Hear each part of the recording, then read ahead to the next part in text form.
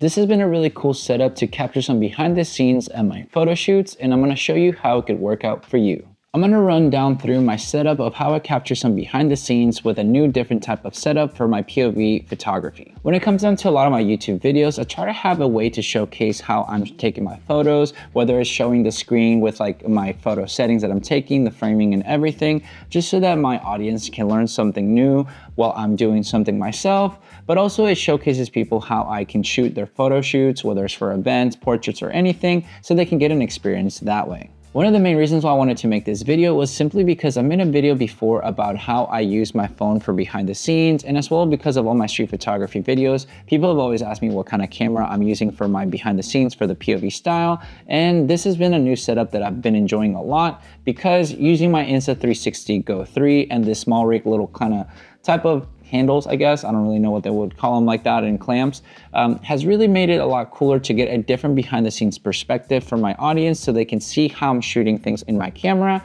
but also have some video for myself to look back onto to see what I could have done maybe better and for learning purposes. I've used the Insta360 Go 3 a lot with the magnetic kind of necklace that it gives you, and it's a really great setup to have when you kind of have something small. The only reason why I really like this one as well is because with the necklace part of it, it really limits how much you can move your arms in the sense of keeping everything in the frame. The moment that I bring my camera up too much and the little camera's down here, it kind of takes away from people being able to see what I was trying to see. This gives them a different perspective. Granted, it'll add a little bit of a different weight than you would have had before, but if you're already shooting full frame, you're kind of used to it. At least for me, I'm always fine to go right here. There's no issue whatsoever. I usually put a wrist strap and I'm kind of good to go for security reasons, and there's nothing else to do it. So I'm just gonna run down a little bit of what I have set up right here so you get an idea how much it costs and what you can use it for, how I've used it myself. This is a smallrig little clamp that I got for $15.90. I got it at B&H, so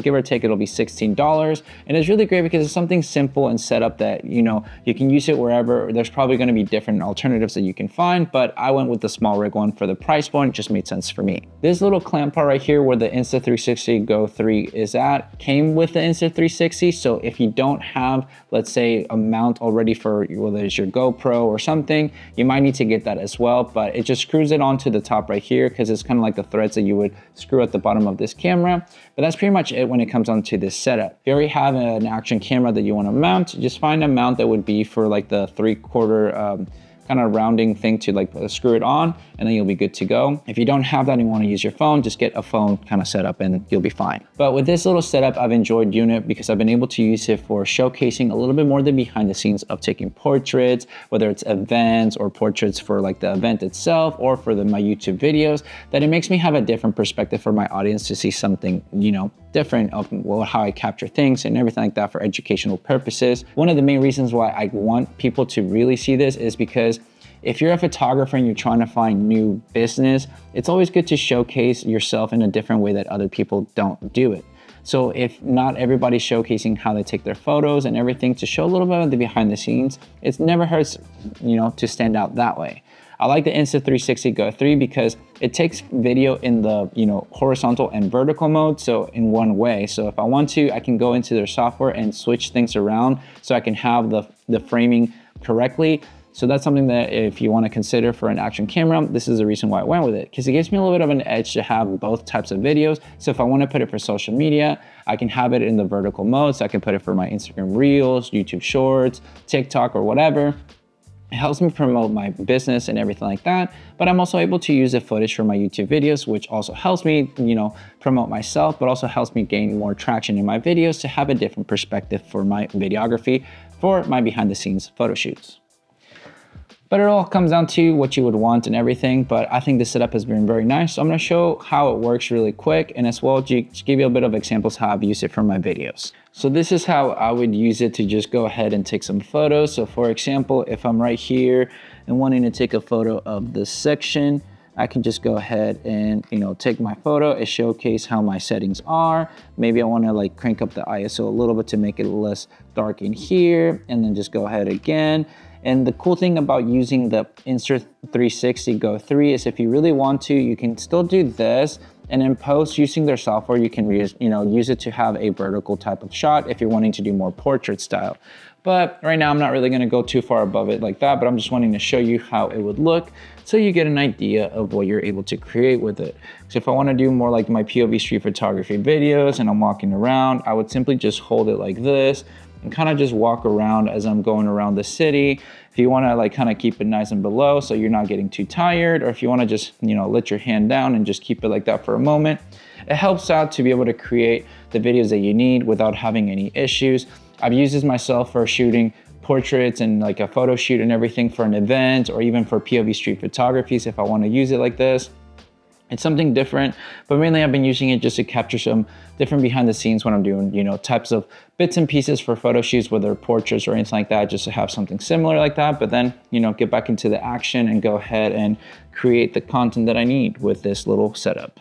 But yeah, if you're looking for something easy to be able to create your content, at least for social media, since as you know, you're either going to choose to adapt with the new ways of social media to keep growing and making your business grow as you would like to, or you can let it consume you and not do what it needs to be done to be able to keep staying, well, if you will, relevant, so that you can create more business and everything for your business like that through social media. Then you can choose to use this or not. This is just a simpler way for me that you can use it for nice content creation to showcase a little bit your skills so that people can see you in action. A lot of people like to see how their photographer might work, how their experiences might be. So if you have a different way of setup for behind the scenes when you're showing how you dealt with a client, you know, for whatever purposes, could be great. Other people might do it where they put it on the hot shoe mount style over here. They get a nice little setup that way too, but it'll only show the lens part of it. There's a reason why I don't do that. I don't really like that kind of feel of things because it just looks like you're looking down the barrel of a lens and not really much of anything else. With this, it gives you a little bit more of a perspective that you'd want. I mean, you're able to move it over if you really want to, where like, essentially like if I want to just kind of move it over where I want to just create a little bit of a Inception style, but also be able to showcase things. I can move it over like this. So it lets you see what you can do. The only thing with this little small rig thing, because it's a little bit different, like it'll just move a little bit once you take off like the, I guess the lock. So just be aware of that, but it's still pretty easy to just mount up and just kind of like set it up. Now I'm good to go. And you know, I have a different perspective. So if I start kind of recording this so that I can show you, we're going to be pretending like we're taking a different types of photos. So it'll showcase right here. So it'll show kind of how it would be taking the photos from a different angle so that you can see a little bit of the screen and a little bit of what's happening in front. So now you get to see my nice little setup of the day that's not as organized, but yay. But all in all, I hope that just helps you out to see that you can use some of the gear that is not as expensive to create some behind the scenes of your photo shoots. It's always good to have a little bit of diverse kind of things to help you out to stand out. So having a little bit of video to showcase how you work, whether it's on your social media so that people that are looking you up can see how you would perform out there, you know, creating the photos. Are you having certain types of ways that you are with your clients that people enjoy? It's always good to showcase to have that in mind. For me, most people have their phone. I've made a video before about just using your phone to create some behind the scenes, which is always nice to have. But if you want to kind of step it up a little bit more, having this type of small rig with a small little action camera, so it's not as heavy as it could be, you know, just mounting it, it's always nice. But like I said, if you want to get like an Insta360 Go 3, I've loved mine, to be honest, because especially with the necklace that it gives you with the magnetic, I can mount it onto my chest and just create that way too, so I'm not having to worry about this. But this gives you a little bit of a different alternative kind of style of showcasing your skills. So hopefully it'll help you out if you're looking to find a different way to make sure you stay in that relevant social media game. But if you have any questions about the setup, please leave a comment down below. I'll be more than happy to help you out and show you what I got and where I got it from. So if you want to check that out, please, you know, leave a comment down below. I'd love to have a discussion with you. But with all that said and done, guys, thank you so much for watching this video. Make sure to like and subscribe. Share this video with a friend. I'll catch you guys in the next one. See ya.